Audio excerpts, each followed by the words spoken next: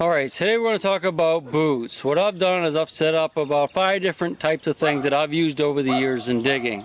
Some of them work great, some of them not so good, but they all work. So about the only thing I'm going to tell you right now is I would recommend against using hip waders. A lot of people seem to think they want to use those. But you'll find that when you're water hunting, you're going to have to get up and down a lot. If not on your knees, you have to really bend over a lot. And hip waders do not work well. They have a tendency to just get filled up with water. And if you're in a swift current, of course, you can drown with those. So without talking too much, let's go over here and take a look at what I have set up.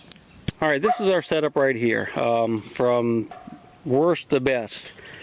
Pretty much. This is what I started hunting with. These are just basic like water shoes. I think fishermen might use these, and on the beach you can use them. They're good. I mean, they dry out fast when you get them wet and whatnot. The biggest problem with them though is they're low like this. And when you get in the river and you're hunting like I am hunting, you're always kicking up rocks and gravel, and that gets down into here, and it rubs against your feet and stuff, and they're very, very uncomfortable. You'll end up sitting down, knocking pieces of gravel out of your shoes every 10 minutes. So I don't recommend these, although in a pinch they work fine. Next up is your just regular work boot, leather or whatever. I've actually used these in the river quite a bit. These are good if you are going to be in the river where you cannot get your head underwater because it's so polluted that you're just terrified of doing that, and that occasionally happens. You can use a boot like this to dig with your feet. You know, some of the other ones I'm going to show you, you can't really do that because they'll fall apart. Something like this, you can like dig with your feet, dig a nice hole, and that way you can stick your magnet down in there or whatever and grab whatever it is that's down there. Big problem with these boots are, of course, when they get wet, they get really loose, okay? And when they dry, they get really tight and hard. So when you go to put them on again, you'll actually have to take them down to the water, soak them for about 5 minutes, then you can get them back on your feet. So these do work, but you know, I only use these for certain things nowadays. Now, a lot of guys love these things. This is a diving boot. You can get these out of, online from a dive shop. This is one that you would actually put on your foot and then slip into some fins. These work great. They're not too bad on the rocks, a little bit slippery, but not too bad. One good thing about them though is that they're so light that you can really swim with them very easily. So if you fall into a hole or get washed over in the current, it's not a big drag on your feet. So, and they zip up nice and tight against your legs, so you don't have to worry about the rocks and stuff getting in there. You can't dig with them though because they'll fall apart quick. These are actually have several seasons on them. I don't use them anymore though. These are actually my favorite right here. These are just, well, as you can see, they're from Cabela's. They're just fishing boots, okay? This is actually one season right here. That's what they look like after one season, and I've, patched them and stuff. I'm not going to get a few more, maybe another dozen trips out of them.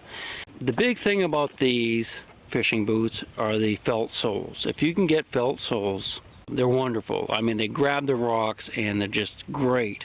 And if you put the studs in them like I have here, that even helps better. You can see how worn down they are though. Problem with the felt is that many states are in the process of outlawing them. Felt soles, that is, because they transmit different types of algae and whatnot that can get up in here in these nooks and crannies and live from river to river, creek to creek, pond to pond. So, for example, I live right here on the Potomac and these are outlawed. If I was down on the river and the game warden came by and saw these on my feet, he would fine me. So I can't wear felt soles around here. So what I did is I got another type of boot. This is from Gander Mountain, I think. I'm not sure, but this is a fishing boot as well. However, I didn't, I couldn't get felt soles, so I just got the regular soles. You put the screws in here, like this. The problem with these is they all came out. I mean, the first time I was digging, I kept finding these little screws and I couldn't figure out where they were from. Turns out they were just backing right out of here.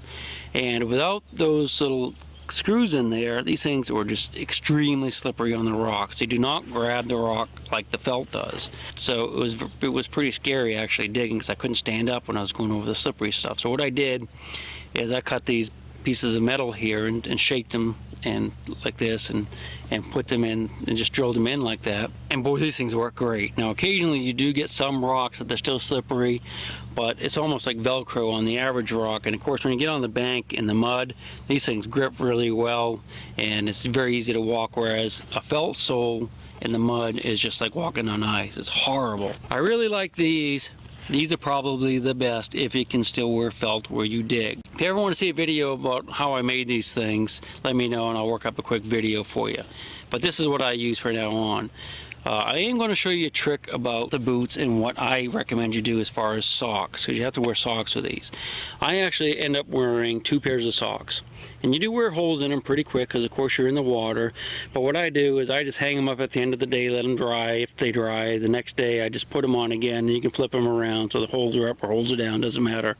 And the socks work great. A lot of people have recommended to me to use these little dive socks.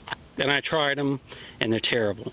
The reason they're terrible is, of course, they get water down in them, and it's like a sauna on your feet. When you're on the river, it is just terrible. Your feet just, they heat up, and all you can think of is taking these darn things off and getting your foot out into the cool current. So, I mean, you might love these. I hate them. I'll never wear those again in the river. But let me show you a little trick about the boot and the socks. This will save you a lot of pain. Alright, here is one of the neatest tricks that I can show you as far as wearing boots, okay? I always put my boot on and wrap the lace around it a couple times and tie it, okay? And then what I do is, with my 2 pairs of socks that I have on, I take the outermost sock and I put it down over the top like this. That does a couple things. One, it helps keep stones from getting down between your leg and the boot, but it also keeps your knot tied, because you'll find that when you're in the water, no matter what kind of knot you tie, it's going to come undone. So you'll end up, you know, tying your shoelaces about every 15 minutes if you wear boots in the water. So that's what I do. So that keeps it all nice and tight and keeps it tied. You never have to worry about your shoelaces. The second one here also helps seal it good so you don't get rocks down in here, but it also protects your shins right here a little bit, because you'll hit a lot of submerged sticks and branches and sometimes barbed wire and things like that. So this helps protect this area right here a lot. Looks goofy as heck, but it works great. I highly recommend you do something like this. There you have it. I know I just whipped through it. I wanted to make this a quick video, just a couple minutes long. If you have any questions about what I showed you, just ask me. And if you have any other ideas about what might work better than what I showed you, please let me know, because I'd love to try it out, because I'm in the water all the time. So I hope you enjoyed the video, and until next time, adios. In this video, hey doggy, this is my doggy Loxy. This is my little doggy Loxy. She's actually a foster. She has 8 puppies. She's a cutie. Alright, so